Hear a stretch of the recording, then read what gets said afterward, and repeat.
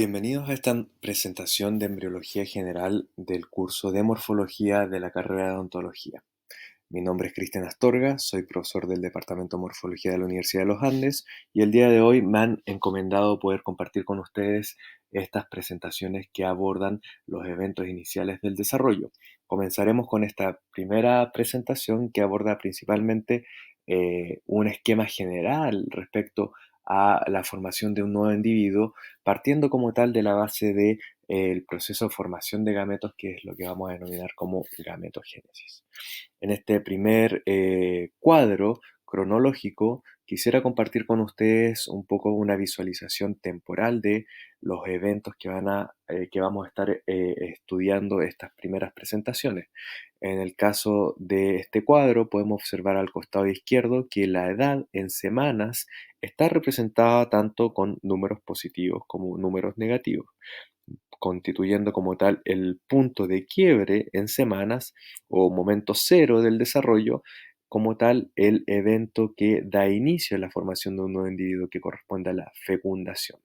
Vamos a ver que previo a ese momento cero o previo a esa fecundación, lo que vamos a revisar en esta primera presentación corresponde a los procesos de diferenciación de nuestros gametos, que va a permitir como tal gametos funcionales, completamente diferenciados, que puedan ser fecundados entre sí y posibilitar el inicio de un nuevo individuo y en particular a través de la fecundación entonces formar un cigoto.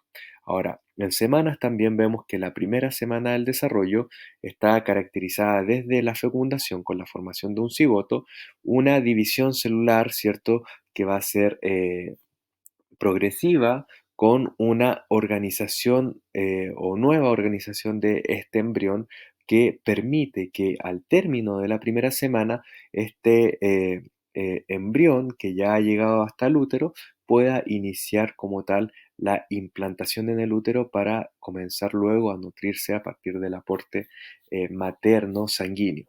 Ya ahora, la segunda semana del desarrollo, vamos a ver que a medida que este embrión se está implantando en la mucosa uterina, va a empezar a organizarse formando una estructura embriológica que vamos a conocer con el nombre de embrión bilaminar o disco embrionario bilaminar, el cual está constituido, como su nombre lo dice, por dos láminas, que son el epiblasto y el hipoblasto, estructuras importantes que vamos a analizar más adelante durante estas presentaciones.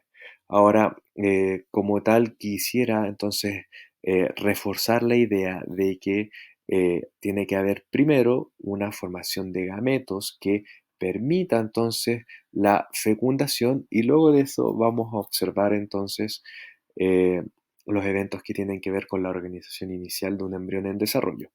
Entonces, ¿qué es la gametogénesis? Es la formación de gametos masculinos, espermatozoides, y gametos femeninos, ovocitos, que pueden ser fecundados entre sí para el desarrollo posterior de un nuevo individuo.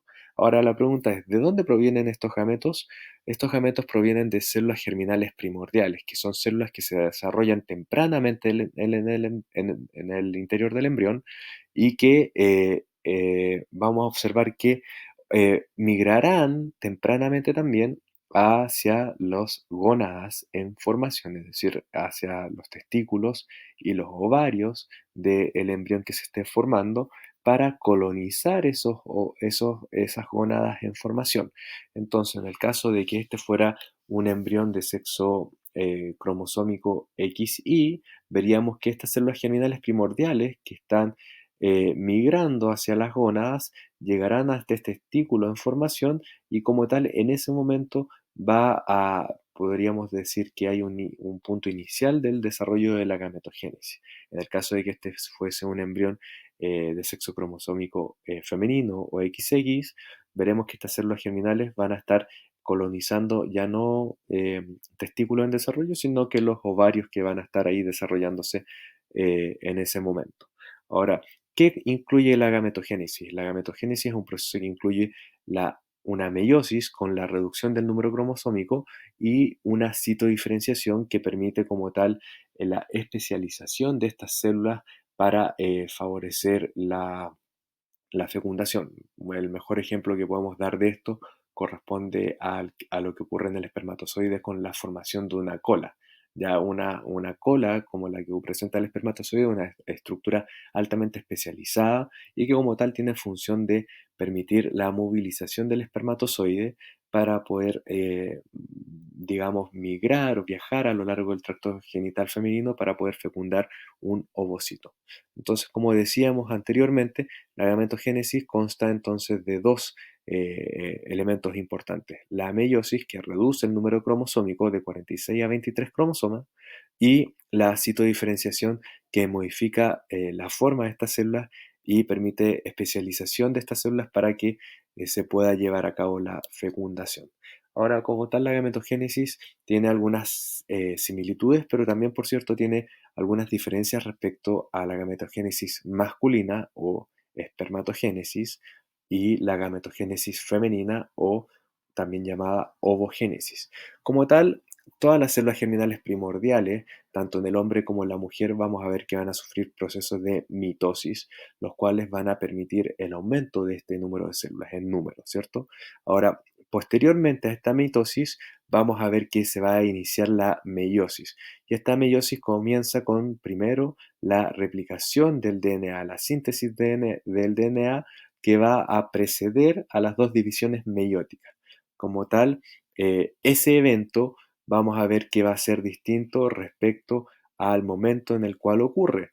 Observaremos que en el hombre, en la espermatogénesis, ese evento va a ser mucho más tardío, como lo podemos ver acá, ¿cierto? Recién en la pubertad vamos a ver que los espermatogonios van a poder, digamos, van a poder iniciar la meiosis. En el caso de la mujer, esta meiosis comenzó antes incluso del nacimiento. Lo observaremos y lo relataremos un poco mejor más adelante.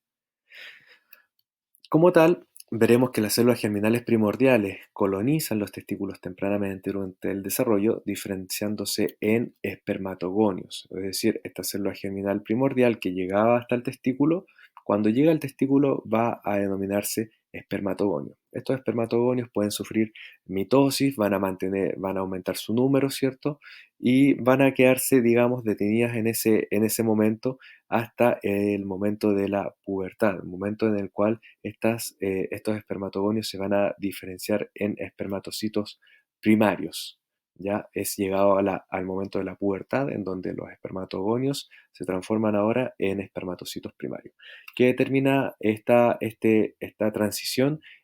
La replicación del DNA que es previo a las dos divisiones meióticas. Entonces, cuando se inicia la meiosis y se replica el DNA, vamos a tener un espermatocito primario. Ahora ese espermatocito primario va a sufrir la primera división meiótica y va a dar origen a espermatocitos secundarios. Cada espermatocito primario dará origen a dos espermatocitos secundarios. Y como tal, falta todavía una segunda división meiótica, la cual dará resultado con la formación de espermátidas. Como vemos, cada espermatocito secundario da origen a dos espermátidas. Bien, y por lo tanto, estas células son células que como tal son resultado de la segunda división meiótica y se caracterizan aún por no haber madurado lo suficiente como para poder fertilizar. ¿Ya? Lo que tiene que ocurrir para que estas sean células que sean capaces de llevar a cabo la fecundación es que estas espermátidas tienen que madurar y convertirse en espermatozoides maduros mediante un proceso que se llama espermiogénesis o también conocido como citodiferenciación. Ahora, ¿en qué corresponde esta espermiogénesis? Es la especialización celular que se lleva a cabo en una espermátida que permite la formación de un espermatozoide maduro. Como vemos, una espermátida tiene una forma muy simple, digamos, desde el punto de vista celular, no, digamos, no tiene características propias de un espermatozoide maduro, pero vamos a ver que en la medida que esta espermátida va avanzando durante su citodiferenciación, va a ir adquiriendo estas características. ¿Y cuáles son las principales características que va a tener que desarrollar una espermátida para producirse o transformarse en un espermatozoide? De partida, en un primer lugar, se tiene que formar el acrosoma, que es una especialización que se constituye rodeando el núcleo de esta célula y que se forma a partir de la agrupación del aparato de Golgi en este lugar. Este aparato de Golgi que forma la acrosoma será importante para favorecer o facilitar el avance, digamos, del espermatozoide por ciertas barreras que se van a interponer en su camino hacia un ovocito.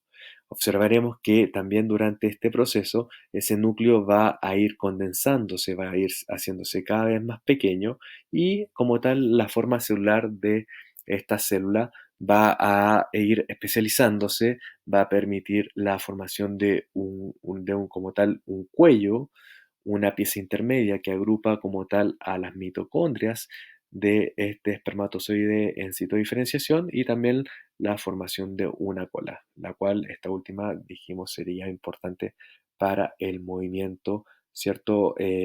Flagelar, ¿cierto? Que permite que el espermatozoide pueda avanzar a lo largo del tracto genital femenino, ¿ya? Junto con esto también vamos a observar que eh, la mayor parte del citoplasma se va a ir eliminando, constituyendo un cuerpo residual.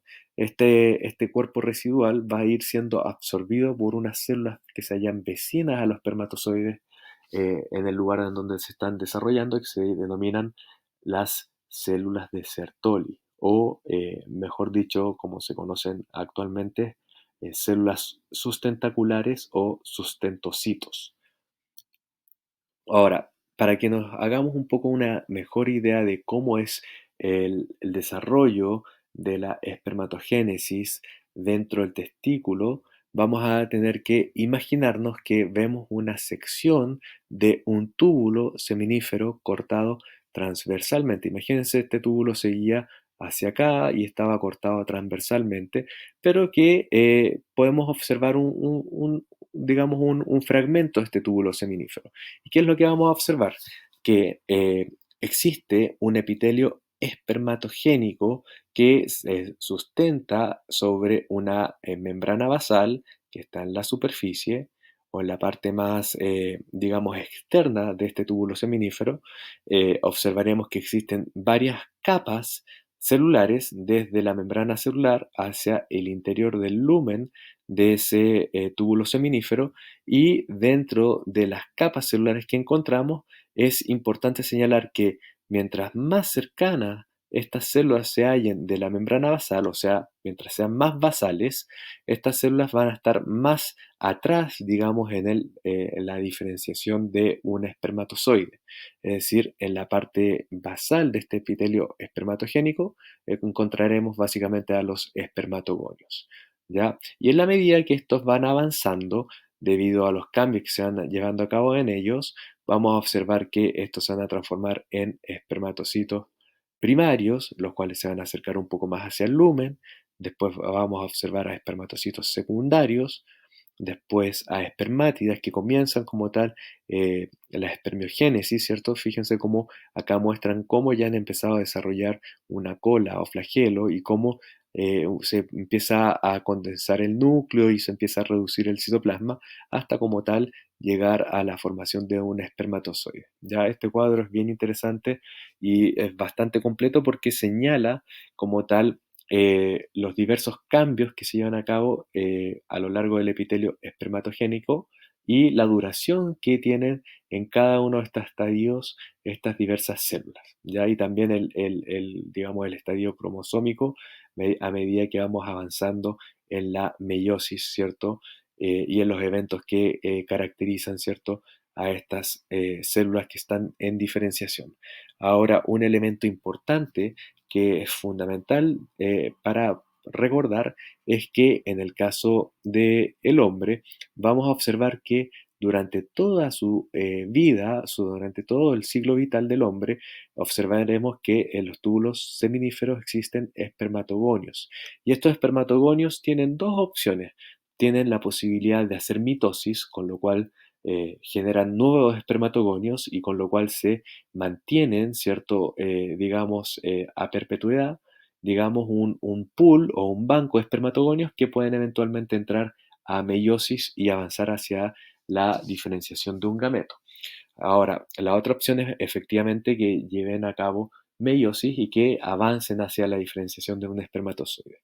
Este es un evento que es bastante particular, característico y diferenciador respecto a la ovogénesis, porque a diferencia de lo que ocurre en la mujer, en el hombre siempre van a existir estos espermatogonios que son las células que como tal pueden mantenerse intactas, ¿cierto? Para digamos, eventualmente poder desarrollar espermatozoides maduros, ¿cierto? Siempre se van a mantener, digamos, de reserva células de este tipo que pueden entrar en meiosis y como tal entonces desarrollar eh, digamos, espermatozoides. No así en la mujer. En la mujer vamos a ver que ya llegado, ¿cierto? El nacimiento de una mujer, lo vamos a observar más adelante, ya no existen como tal ovogonios, que serían las células análogas a los espermatogonios, sino que como tal ya digamos, más avanzado la meiosis y por lo tanto encontramos otro tipo de células, las cuales solamente pueden avanzar en meiosis y por lo tanto no hay procesos mitóticos que mantengan un pool de estas células menos diferenciadas y por lo tanto eso determina que haya un número, digamos, que puede caducar, ¿cierto?, respecto a gametos que se pueden producir en la mujer. No así en el hombre que es importante recordar que como siempre se van a mantener los espermatogonios, siempre vamos a poder mantener, ¿cierto?, una edad fértil. Distinto es lo que ocurre en la mujer. Bien, ahora, ¿qué es lo que pasa en los túbulos seminíferos? Para un poco conocer un poco las características que estos tienen, observaremos que si cortamos un testículo, observaremos que al interior del testículo se encuentran estas estructuras tubulares, se ven redondas en el corte, pero son básicamente túbulos, que se denominan túbulos seminíferos, ¿ya?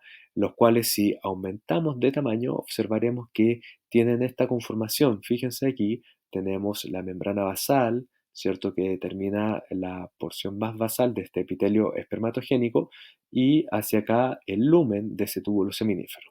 Como habíamos mencionado anteriormente, existen en este epitelio espermatogénico diversos grados de diferenciación celular, partiendo desde los espermatogonios hasta hacia espermatocitos primarios, espermatocitos secundarios, espermátidas y espermatozoides, ¿cierto? Hacia el lumen del túbulo seminífero. Mientras más avanzado estas células se encontraban hacia el lumen, es que estaban más avanzadas en su desarrollo en la espermatogénesis. Ahora, entre medio de estas células que son células derivadas de espermatogonios que van a formar espermatozoides, vamos a ver que hay células de gran tamaño que corresponden a las conocidas antiguamente como células de Sertoli o, como habíamos dicho también, sustentocitos o células sustentaculares. Estas células son las que organizan este epitelio espermatogénico porque observaremos que presentan prolongaciones citoplasmáticas, ¿cierto?, que se extienden hacia otras células sustentaculares que se hallan vecinas y con las cuales presentan medios de unión, con los cuales determinan, digamos, compartimentos de diferenciación celular desde la parte basal del túbulo seminífero, de este epitelio, hacia la parte apical de este epitelio. Entonces, observamos una serie de células que están en distintos grados de diferenciación y reforzamos entonces la idea de que hacia la parte basal encontramos a espermatogonios, después encontramos a espermatocitos primarios, espermatocitos secundarios, espermátidas y luego vamos a ir viendo espermatozoides ya cada vez más diferenciados.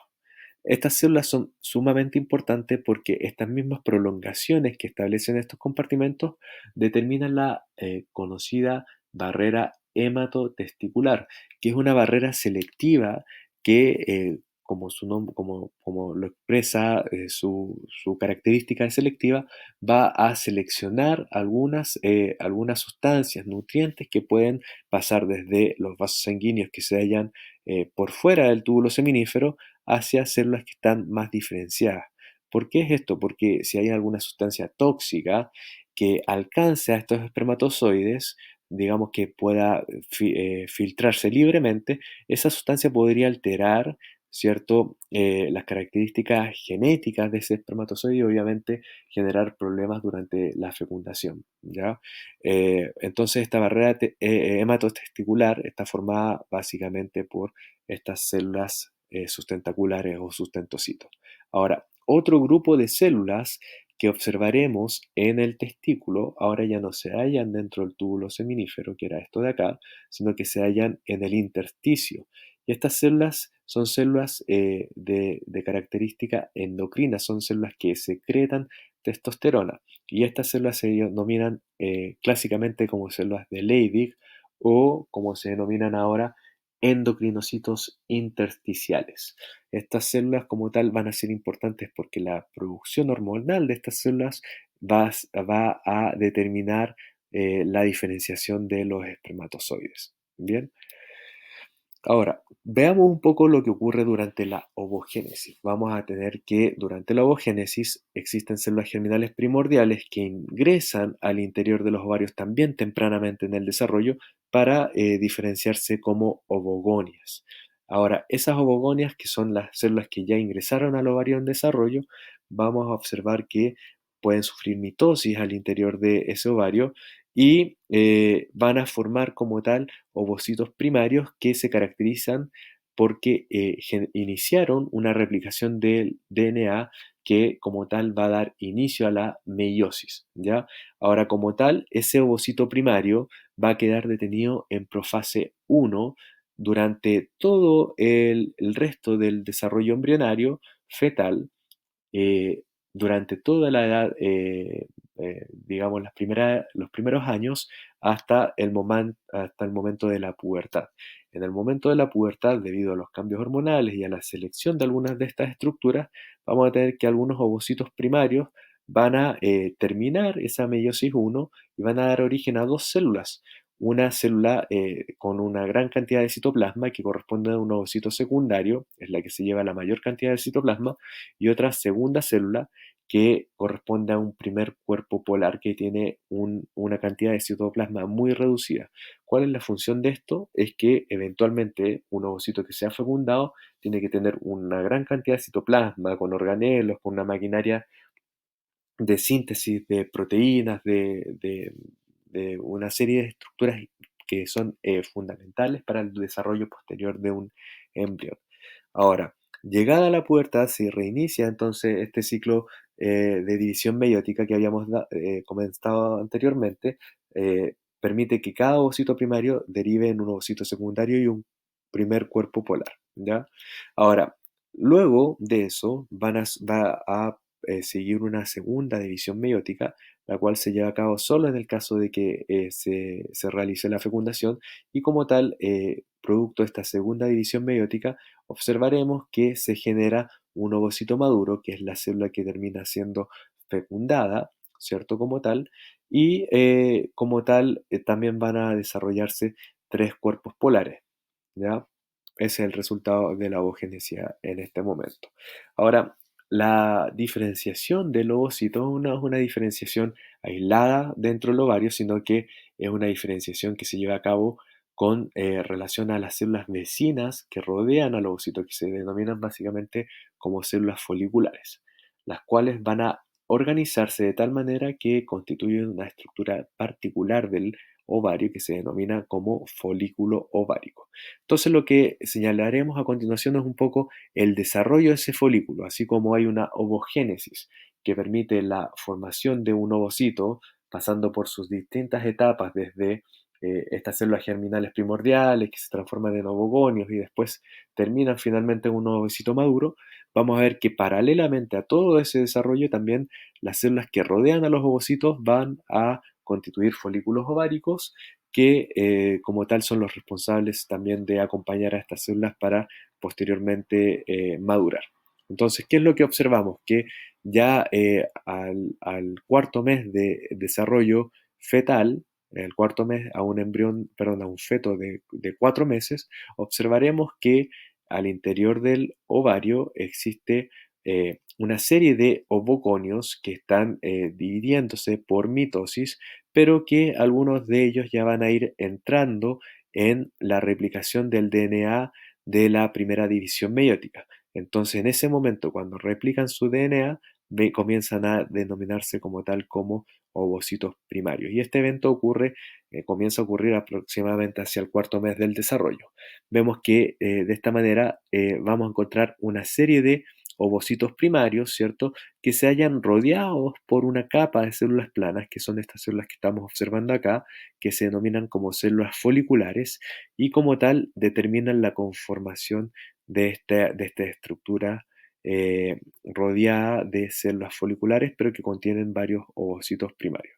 Lo que pasa ya hacia el séptimo mes del desarrollo es que estas células que correspondían a los ovocitos primarios quedan individualizados, cada una de ellas rodeada por una capa específica de células foliculares, estas células planas que estamos observando acá. Ya no están agrupadas dentro de una misma envoltura, sino que cada una queda individualizada.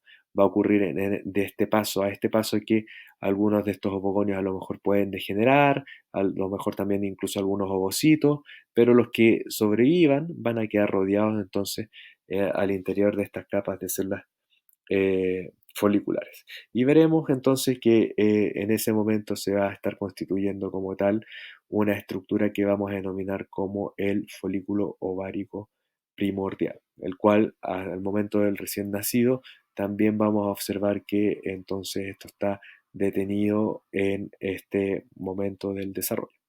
¿Ya? Entonces, como dice también el texto acá al lado, hacia el séptimo mes, la mayoría de las ovogonias han degenerado y se observan que los ovocitos primarios que han ingresado a profase 1 y quedan detenidas en diploteno, van a entonces los ovocitos primarios quedar rodeados individualmente por células foliculares que forman estos folículos ováricos. ¿Qué nombre reciben estos folículos ováricos que están presentes al momento del nacimiento?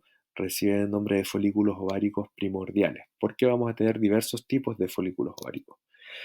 Justamente es lo que vamos a ver ahora. ¿Ya? Ya después del nacimiento, en una etapa postnatal, observaremos que en esta etapa se inicia cuando llega el momento de la pubertad, bajo de la influencia de los ciclos hormonales y se caracteriza por la maduración selectiva de algunos folículos ováricos primordiales.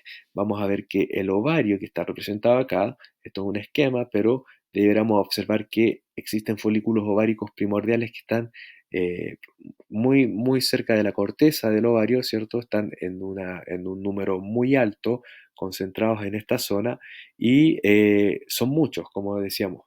Ahora, cuando se inicia cada ciclo ovárico, que va de la mano del ciclo menstrual, observaremos que hay una serie de folículos ováricos primordiales que son seleccionados. Pueden haber un número de 10 quizás folículos ováricos primordiales que son seleccionados y que comienzan un desarrollo posterior a otras etapas más avanzadas de la foliculogénesis. ¿En qué consiste esto? Un folículo ovárico primordial va a tener como característica que está conformado por un ovocito primario rodeado por una capa de células foliculares planas. Esa es la característica de un folículo ovárico primordial. Un ovocito primario rodeado por una capa de células foliculares planas. Ahora, a continuación vamos a ver folículos primarios, ya como lo que vemos acá, que se diferencia un poco del folículo ovárico primordial. Este ya avanzó hacia un desarrollo posterior del folículo, en donde su característica está determinada porque las células foliculares cambiaron su forma, ya no presentan una forma plana, sino que presentan una forma cuboidea, ¿ya? Esas células foliculares se caracterizan también porque empiezan a generar como tal varias capas, ya varios estratos, ya no es una capa única, sino que son múltiples capas que rodean todavía al ovocito primario que se haya localizado en su interior. Bien, entonces un folículo ovárico primario se caracteriza por dos elementos principales. Podríamos agregar un tercero. Lo primero es que las células foliculares ya no son planas, sino que son cuboideas, ¿ya? Y además porque vamos a ver que estas células foliculares ya no están presentes formando una capa única, sino que van a estar presentes formando múltiples capas alrededor del ovocito primario. Ahora, una tercera característica del folículo ovárico primario es que entre el ovocito y las células foliculares que la rodean, vamos a observar una capa de glicoproteínas que se denomina zona pelúcida, que son glicoproteínas producidas por las mismas células foliculares y que se interponen entre el ovocito y estas células foliculares. Ahora, seguido en el desarrollo de este folículo, vamos a observar que se desarrolla en su interior una gran cavidad que determina el desplazamiento del ovocito hacia un extremo del folículo, y esa cavidad que estamos observando ahí la vamos a conocer ahora con el nombre de antro folicular. ¿Ya? La principal característica de un folículo ovárico secundario es que se forma en su interior esta cavidad que vamos a conocer con el nombre de antro folicular. Vamos a ver que dentro de las células foliculares se van a diferenciar dos regiones. Una región que básicamente se le denomina como eh, células de la granulosa, que son las que están formando la pared del folículo, todo esto que estamos observando en esta zona, y células del cúmulo ovóforo. El cúmulo ovóforo también son células foliculares, pero que quedaron rodeando íntimamente al ovocito que está en esta zona y que, por cierto, mantiene en este punto a la zona pelúcida, separando a las células del cúmulo ovóforo del ovocito, ¿cierto? Primario. Luego observaremos un folículo maduro, que es el que se forma cuando este antro folicular ha crecido de manera importante, se ha aproximado a la superficie del ovario y está justamente previo a su ruptura para posteriormente la liberación de ese ovocito durante la ovulación. ¿Ya? En este momento en el que se lleva a cabo la ovulación, es importante señalar que se ha terminado la primera división meiótica, por lo tanto lo que queda ovulado en este momento ya no es un ovocito primario, que es el que veíamos acá, sino que ya en este momento ese ovocito como tal se transformó en un ovocito secundario, que es lo que es eventualmente liberado hacia el exterior del óvulo y el que eventualmente va a poder ser fecundado por un espermatozoide si así corresponde. Ahora, ¿qué es lo que ocurre al interior del ovario con lo que va quedando de folículo? Vamos a ver que estas células foliculares, células de la granulosa que observábamos aquí, van a presentar como tal una función secretora caracterizada principalmente por la formación de progesterona, la cual en ese momento se van a denominar con el nombre de cuerpo lúteo, ¿cierto? Estas células foliculares remanentes que quedaron al interior del ovario y que son encargadas de la formación o secreción de progesterona. Esta progesterona va a ser importante para facilitar, para promover la implantación del embrión en el caso de que se lleve a cabo la fecundación.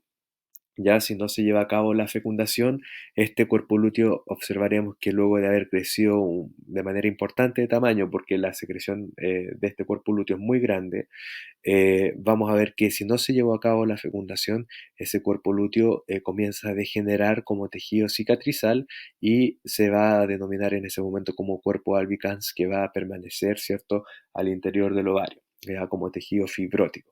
Ahora, evidentemente, yo les comentaba que al inicio de de cada ciclo ovárico hay varios folículos ováricos que comienzan su desarrollo al mismo tiempo. Sin embargo, uno solo es el que llega a ser ovulado. ¿Por qué? Hay varios que van a estar, digamos, sufriendo procesos de atrésicos que van a degenerar antes de completar la ovulación. ¿Ya? Entonces es importante señalar que este proceso de foliculogénesis que permite la liberación de un ovocito secundario no quiere decir que sea solamente un folículo el que maduró para liberar ese ovocito, sino que hay un grupo de folículos de los cuales solamente uno va a ser rescatado, ¿cierto? Y va a ser liberado como tal, como un ovocito, ¿cierto?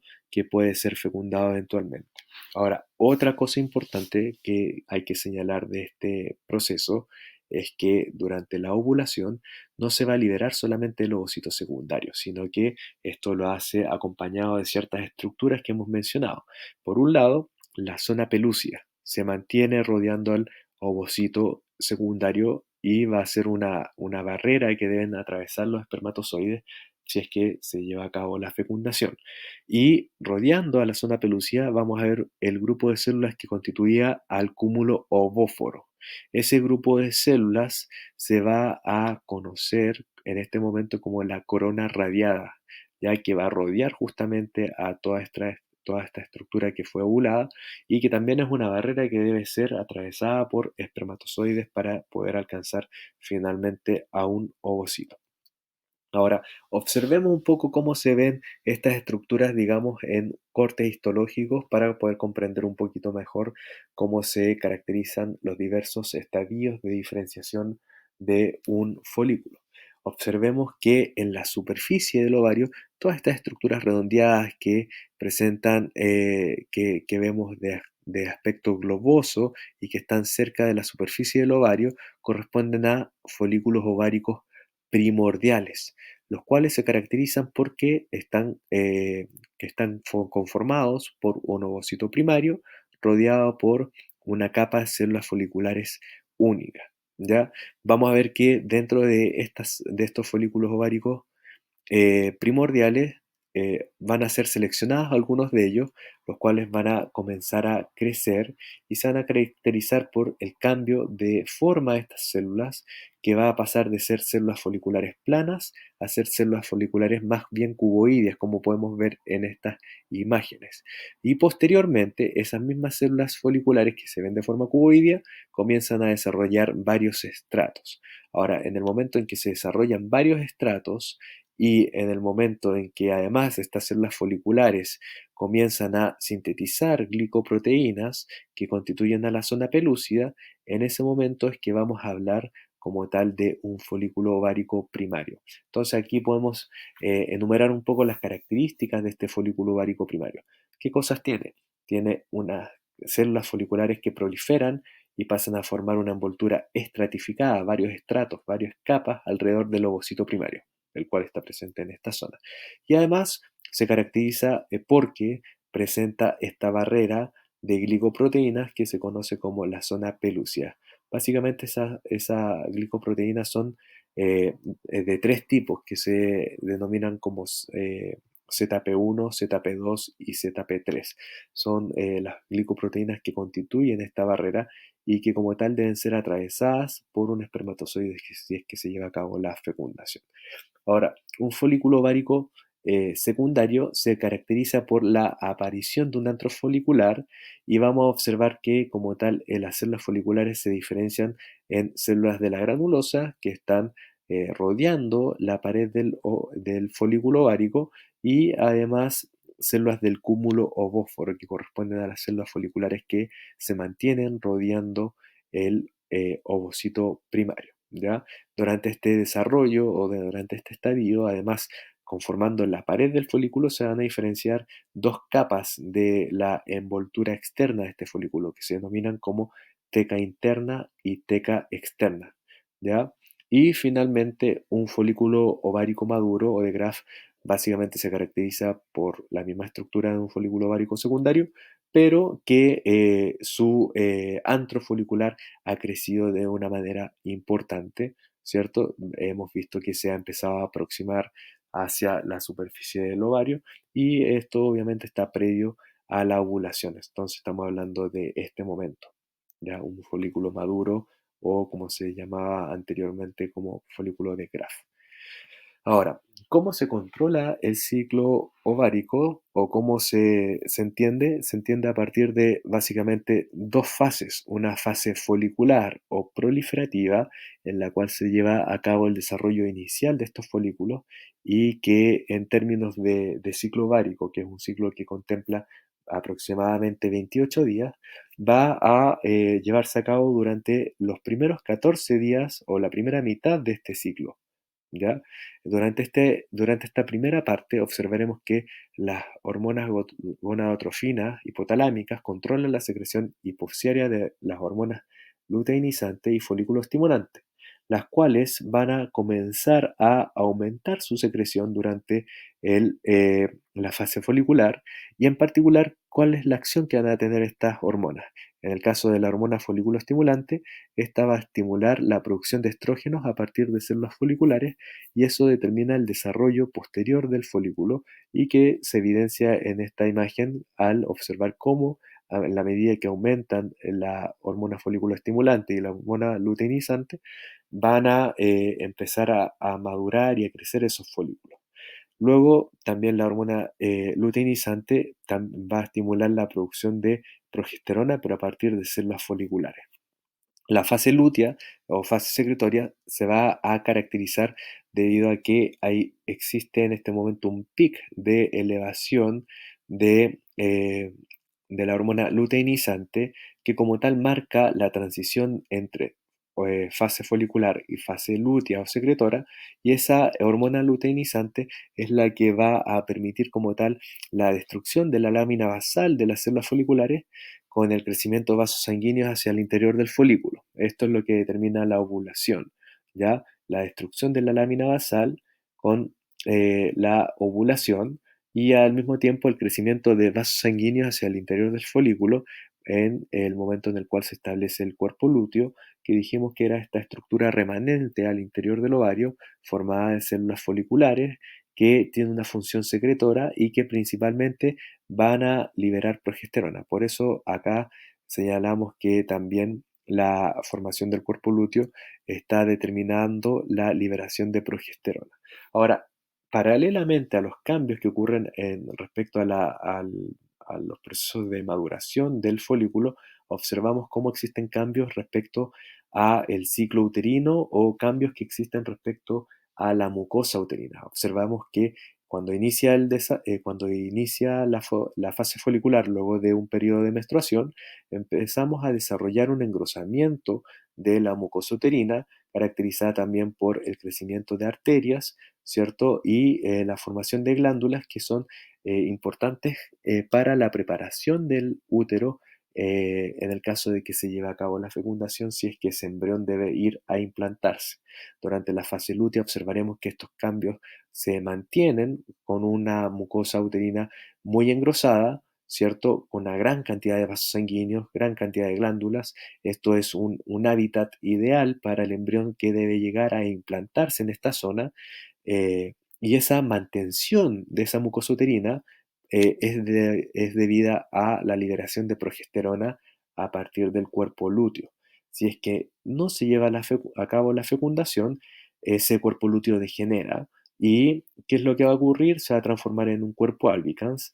La secreción de progesterona comienza a disminuir y cuando ya llega a un nivel más bajo de progesterona, esa mucosa uterina ya no se puede sostener y empieza a degradar y se inicia una menstruación que termina este ciclo y va como tal determinar el inicio del próximo ciclo. Finalmente, entonces, para poder un poco entender cómo se lleva a cabo digamos, el control del ciclo ovárico, recordemos que a partir del eje hipotálamo hipofisiario, las hormonas folículo estimulante y hormona luteinizante van a controlar cambios que ocurren tanto en el ovario como en el útero, la vagina y también en la tuba uterina.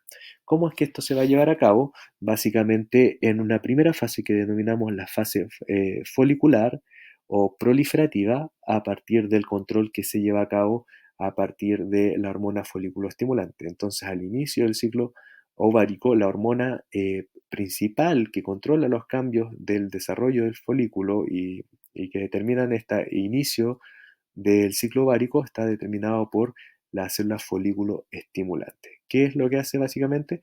Determina el desarrollo de los folículos, el desarrollo inicial para que estos folículos ováricos primordiales avancen como folículos ováricos primarios, después como folículos ováricos secundarios. Ahora, el día 14 del desarrollo vamos a observar que el pic de LH va a determinar varias cosas. Va a determinar el crecimiento de este folículo ya ovárico maduro con la ovulación, que va a ser resultado de este pic de LH. También va a mantener a través de eh, la acción que tiene la hormona luteinizante sobre el cuerpo lúteo, vamos a observar que esa hormona va a favorecer la producción de progesterona a partir del cuerpo lúteo, la cual va a ser sumamente importante para el desarrollo de la mucosa uterina, que en el caso de que se lleve a cabo la fecundación durante la fase secretora, esta va a alcanzar un máximo desarrollo que va a ser propicio para la implantación de ese embrión. ¿Ya? Así también van a haber algunos cambios morfológicos respecto a las características que tiene la mucosa de la vagina, la mucosa del cuello uterino, que favorecen el avance de los espermatozoides para llevar a cabo la fecundación. Y muy bien, yo les quiero agradecer la atención en esta primera presentación. Espero que haya sido lo suficientemente claro y a continuación podrán acceder a un nuevo link que les permitirá ver la segunda presentación de esta clase. Muchas gracias.